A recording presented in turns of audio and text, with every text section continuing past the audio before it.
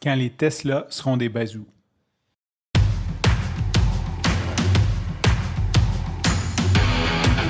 Il aime le code.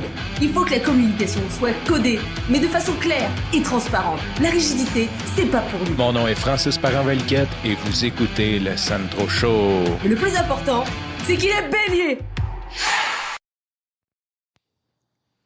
Aujourd'hui, j'ai envie de te parler d'un drôle de moment que j'ai eu il y a quelques semaines, je dirais. En fait, c'est peu important. C'est juste un marqueur de temps de voir comment que le temps passe vite et comment on vieillit, puis comment que, tu sais, le monde est en perpétuel changement. Fait qu'on le veuille ou qu'on le veuille pas, le monde cherche à se renouveler. Puis ce qu'on a fait hier, puis ce que les Égyptiens ont fait, se ramasse au même endroit. Tu sais, ça disparaît dans le passé. C'est une histoire qu'on se raconte. Bien sûr, il y a des artefacts de ce passé-là, mais le temps passe vite, puis je pense qu'on tend à l'oublier aussi. On tend à oublier ce que c'était avant. Tu sais, quand il y a des nouvelles technologies, des nouvelles bébelles, peu importe, quand on a des nouveaux outils. Si on prend le téléphone intelligent, là, puis qu'on recule de 15 ans, moi c'était en 2007 le premier iPhone, 16 ans, on s'entend que notre vie a changé avec cette bébelle-là qu'on a toujours dans nos poches, qu'on peut écouter de la télé live, qu'on peut faire à peu près ce qu'on veut.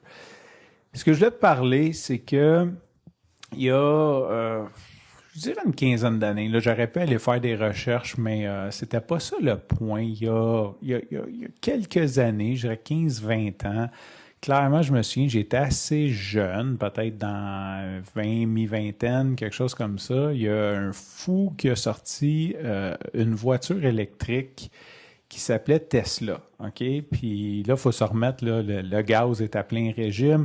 Il y a eu des essais de voitures électriques qui ont été tués dans l'œuf. Il y a beaucoup de spéculations sur les compagnies pétrolières qui ont tué les projets.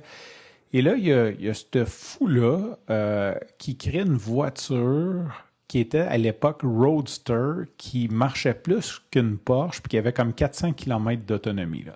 Tu iras voir, là, si jamais ça t'intéresse, tu iras voir sur Wikipédia ou sur le site de Tesla. Là, mes faits sont pas accurate, mais un sale char. Puis je me souviens que c'était assez cher, là. Je me souviens pas si c'était dans 200-300 000 $, une affaire dans le même.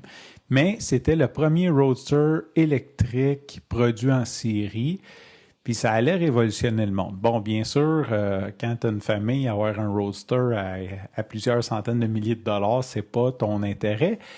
Mais le point était que Tesla venait de révolutionner le marché de l'automobile avec un véhicule électrique fiable qui a une autonomie de fou et pas des capacités, mais des performances inégalées. Fait que ça, c'est il y a plusieurs années. Et là, bon an, mal an, ils ont commencé à faire des modèles un peu plus abordables, qui étaient quand même chers, qui étaient quand même réservés à des gens qui étaient des early adopters, je dirais. Fait que c'était quand même des modèles qui étaient dispendieux, mais qui étaient beaux, qui avaient comme un certain prestige. Et il y a, je sais pas, 7 ans à peu près, encore là, il faudra vérifier les faits, mais ils ont sorti la Tesla Model 3. Puis si, Kevin, tu m'écoutes, tu vas rire, tu m'avais envoyé le lien parce qu'on pouvait se précommander. Je pense qu'il y avait une liste d'attente. Je ne sais pas si on payait, je pense qu'on payait 50$ ou 200$ une affaire. Et on était sur la liste d'attente pour avoir les premiers Model 3, qui était la première voiture électrique, 100% électrique, à moins de 40 000 $, une affaire même 39 000 $, quelque chose comme ça. C'était vraiment une offre intéressante qui, à la limite, semblait quasi incroyable d'avoir une voiture électrique pour ce prix-là. Donc, aujourd'hui, quand tu te promènes, on voit beaucoup de Tesla. Là. Je veux dire, c'est rendu une marque que tu vois autant que les autres marques, du moins en milieu urbain où je vis à Montréal. Là, je parle de milieu urbain, je parle pas de Montréal, mais je parle quand tu te promènes dans le Grand Montréal, Laval, Longueuil. c'est adopté, là, je veux dire. Je suis pas mal sûr que si je regarde dehors, par chez nous, sur le balcon, je vais en voir une passer, là, c'est quasiment certain. Surtout avec l'éventail de modèles qu'ils ont, de la Model 3 au X, puis passant par, je sais pas trop c'est quoi les autres modèles, je me tiens plus ou moins au courant. Mais tout ça pour dire que c'est adopté, c'est maintenant, ça fait partie de la vie, l'automobile électrique. D'ailleurs, j'ai un de mes chums que j'ai croisé l'autre fois qui vient de s'acheter une Tesla Model 3. C'est rendu un véhicule commun, je dirais, en milieu urbain. Tu sais, je ne sais pas dans quelle région tu habites, mais à Montréal, c'est rendu un véhicule que tu vois, là, tu es plus surpris. Là. C'est plus comme, oh shit, c'est un char électrique. Là. C'est comme, OK, wow, OK. C'est rendu du quotidien à même titre que les autres modèles d'auto.